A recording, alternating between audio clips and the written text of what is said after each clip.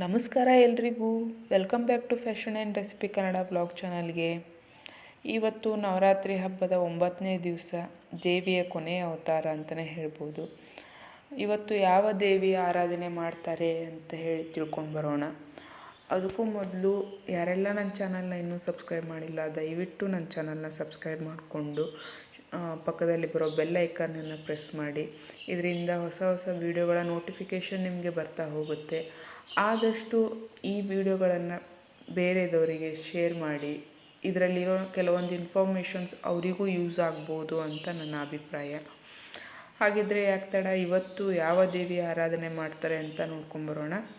ಇವತ್ತು ನವರಾತ್ರಿಯ 9ನೇ ದಿವಸ ದೇವಿಯ 9ನೇ ಅವತಾರ ಯಾವುದಂದರೆ ಸಿದ್ಧಿದಾತ್ರಿ ದೇವಿಯ ಅವತಾರ. ಈ ದೇವಿಯ ಅವತಾರವನ್ನು ಇವತ್ತಿಗೆ ಪೂಜೆ ಮಾಡ್ತಾರೆ. ಈ ದೇವಿ ಏನೆಲ್ಲ ಗುಣಗಳನ್ನು ಹೊಂದಿದ್ದಾಳೆ ನೋಡೋದಾದರೆ, ಸಾಮಾನ್ಯ ಸ್ಪಂದ ಲಹರಿಗಳನ್ನು ಸೂಕ್ಷ್ಮಾತಿ ಸೂಕ್ಷ್ಮ ಶಕ್ತಿ ತರಂಗಗಳಲ್ಲಿ ಶಾಶ್ವತವಾಗಿ ಸೇರಿಸುವುದಕ್ಕೆ ಮೋಕ್ಷ ಮತ್ತು ಸಿದ್ಧಿ ಅಂತ ಹೇಳ್ತಾರೆ. ಈ ದೇವಿ ಸಾವಿನ ಭಯ ಮತ್ತು ಅಹಿತಕರ ಘಟನೆಯಿಂದ ಮುಕ್ತಿ ಹೊಂದಲು ಸಹಾಯ ಮಾಡ್ತಾಳೆ ಅಂತ ಜನ ನಂಬಿದ್ದಾರೆ.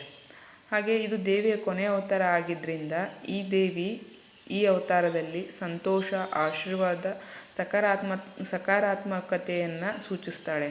ಹಾಗೆ ಎಲ್ಲ ರೀತಿಯ ರೋಗಗಳನ್ನು ಗುಣಪಡಿಸುವ ಶಕ್ತಿ ಹೊಂದಿದ್ದಾಳೆ ಅಂತ ಜನ ಇನ್ನೂ ನಂಬಿದ್ದಾರೆ.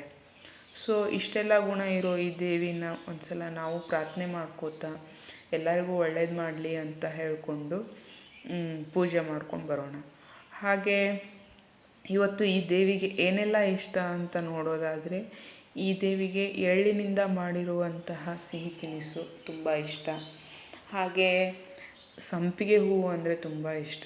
ಸಂಪಿಗೆ ಹೂವು ಸಿಕ್ಕರೆ ದೇವಿಗೆ ಏರಿಸಿ ಒಳ್ಳೆ ರೀತಿಯಿಂದ ಬೇಡ್ಕೊಂಡು ಒಳ್ಳೆಯದಾಗಲಿ ಅಂಥೇಳಿ ಬೇಡ್ಕೊಂಡು ದೇವಿಗೆ ಒಂದು ನೈವೇದ್ಯ ಮಾಡೋಣ. ಸೊ ಇವತ್ತು ಎಳ್ಳನ್ನು ಯೂಸ್ ಮಾಡಿಕೊಂಡು ಏನು ಮಾಡ್ತಾಯಿದ್ದೀನಿ ಅಂತ ಹೋಗಿ ನೋಡ್ಕೊಂಡು ಬರೋಣ ಬನ್ನಿ.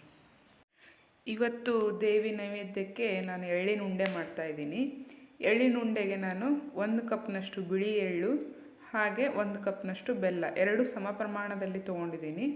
ಬೆಲ್ಲನ ನಿಮ್ಮ ಹತ್ರ ಗಟ್ಟಿ ಬೆಲ್ಲ ಇದ್ದರೆ ಆದಷ್ಟು ತುರ್ಕೊಳ್ಳಿ. ಅದನ್ನು ಇನ್ನು ಪುಡಿ ಮಾಡ್ಕೊಳಕ್ಕೆ ಹೋಗಬೇಡಿ, ತುರ್ಕೊಂಡು ಇಟ್ಕೊಳ್ಳಿ. ಹಾಗೆ 2 ಸಮ ಪ್ರಮಾಣದಲ್ಲಿ ತೊಗೊಂಡಿಂದ ನಾನಿಲ್ಲಿ ಎಳ್ಳನ್ನು ಹುರ್ಕೋತಾ ಇದ್ದೀನಿ. ಎಳ್ಳು ಒಂದು ಸ್ವಲ್ಪ ಚಿಟಪಟ ಅಂಥೇಳಿ ಹುರಿತಾ ಚಿಟಪಟ ಅನ್ನತ್ತೆ, ಅಲ್ಲಿ ತನಕ ಹುರ್ಕೋಬೇಕು. ಅಂದರೆ ಒಂದು 3 ನಿಮಿಷ, 3ರಿಂದ 4 ನಿಮಿಷ ಮೀಡಿಯಮ್ ಫ್ಲೇಮಲ್ಲಿ ಹುರ್ಕೊಂಡ್ರೆ ಅದು ಒಂಥರ ಘಮ ಬರುತ್ತೆ, ಹಾಗೆ ಕಲರು ಚೇಂಜ್ ಆಗ್ತಾ ಬರುತ್ತೆ. ಅಲ್ಲಿ ತನಕ ಅದನ್ನು ಹುರ್ಕೋಬೇಕು. ಸ್ವಲ್ಪ ಹಸಿ ವಾಸನೆ ಹೋದರೆ ತುಂಬ ಒಳ್ಳೆಯದು, ಚೆನ್ನಾಗಿ ಉಂಡೆ ಟೇಸ್ಟ್ ಚೆನ್ನಾಗಿ ಬರುತ್ತೆ. ಈಗ ನೀವು ನೋಡ್ತಾ ಇರ್ಬೋದು, ನಾನು ಒಂದು 3ರಿಂದ 4 ನಿಮಿಷ ಹುರ್ಕೊಂಡಾಗಿಂದ ಇದ್ರದ್ದು ಒಂಥರ ಫ್ರೆಗ್ನೆನ್ಸ್ ಬರ್ತಾಯಿದೆ, ಘಮ ಬರ್ತಾಯಿದೆ, ಹಾಗೆ ಅದು ಕಲರು ಚೇಂಜ್ ಆಗಿದೆ. ಸೊ ಇದನ್ನು ಸ್ವಲ್ಪ ತಣ್ಣಗಾಗಿಬಿಟ್ಟಿಂದ ಇದನ್ನೀಗ ಮಿಕ್ಸಿಗೆ ಹಾಕ್ಕೊಳ್ಳೋಣ, ಗ್ರೈಂಡ್ ಮಾಡ್ಕೊಳ್ಳೋಣ. ಪೂರ್ತಿ ಗ್ರೈಂಡ್ ಮಾಡ್ಕೊಳ್ಳೋದೇನು ಬೇಡ, ತರಿಯಾಗಿ ಮಾಡಿಕೊಂಡ್ರೆ ಸಾಕು. ಅದಕ್ಕೆ ನಾನಿಲ್ಲಿ ತೋರಿಸ್ತಾ ಇದ್ದೀನಲ್ಲ, ಈ ರೀತಿಯಾಗಿ ಉಲ್ಟಾ ತಿರುಗಿಸಿದರೆ, ಒಂದು 2-3 ಸಲಕ್ಕೆ ತಿರುಗಿಸಿದರೆ ಸಾಕಾಗುತ್ತೆ, ತರಿಯಾಗಿ ಪುಡಿ ಆಗುತ್ತೆ. ಅದು ಪುಡಿಯಾಗಿಂದ ಅದಕ್ಕೆ ನಾನು ಬೆಲ್ಲ ಹಾಕ್ಕೊಂಡು ಮತ್ತೆ ಅದೇ ಥರ ತಿರುಗಿಸ್ತಾ ಇದ್ದೀನಿ. ಒಂದು 2ರಿಂದ 3 ಸತಿ ತಿರುಗಿಸ್ತಾ ಇದ್ದೀನಿ. ಇಷ್ಟ ಆದರೆ ಅದು ಲೈಟಾಗಿ ಮಿಕ್ಸ್ ಆಗುತ್ತೆ. ಸೊ ಅದ್ರ ಸಲುವಾಗಿ ಅದನ್ನು ಆ ರೀತಿ ಮಾಡೋದು.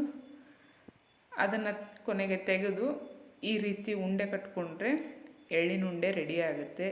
ಬೇಗನೆ ಆಗುವಂಥದ್ದು, 2 ಇಂಗ್ರೀಡಿಯೆಂಟ್ಸ್ ಯೂಸ್ ಮಾಡಿ ಮಾಡುವಂಥ ಒಂದು ಸಿಹಿ ತಿನಿಸು ಅಂತಲೇ ಹೇಳ್ಬೋದು. ದೇವಿಗೆ ಎಳ್ಳಂದರೆ ತುಂಬ ಇಷ್ಟ, ಹಾಗಾಗಿ ಕ್ವಿಕ್ಕಾಗಿ ಮಾಡ್ಬೋದಾದಂಥ ಒಂದು ಎಳ್ಳಿನ ಉಂಡೆ ತೋರಿಸ್ಕೊಟ್ಟಿದ್ದೀನಿ.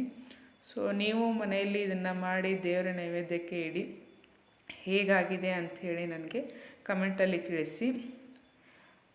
ಬೇಗನೆ ಮಾಡುವಂಥ ರೆಸಿಪಿಗಳನ್ನು ನಾನು ತೋರಿಸ್ತಾ ಹೋದೆ ನನ್ನ ಈ ನವರಾತ್ರಿ ದಿವಸಗಳಲ್ಲಿ. ಸೊ ಎಲ್ಲ ಹೇಗಿತ್ತು ಏನು ಅಂತ ಹೇಳಿಕೊಂಡು ನನಗೆ ಕಮೆಂಟಲ್ಲಿ ತಿಳಿಸಿ. ಇವತ್ತು ನಾನು ಹೋಗಿ ಬರ್ತೀನಿ, ನಾಳೆ ವಿಡಿಯೋದಲ್ಲಿ ಮತ್ತೆ ಸಿಗ್ತೀನಿ. ಬಾಯ್.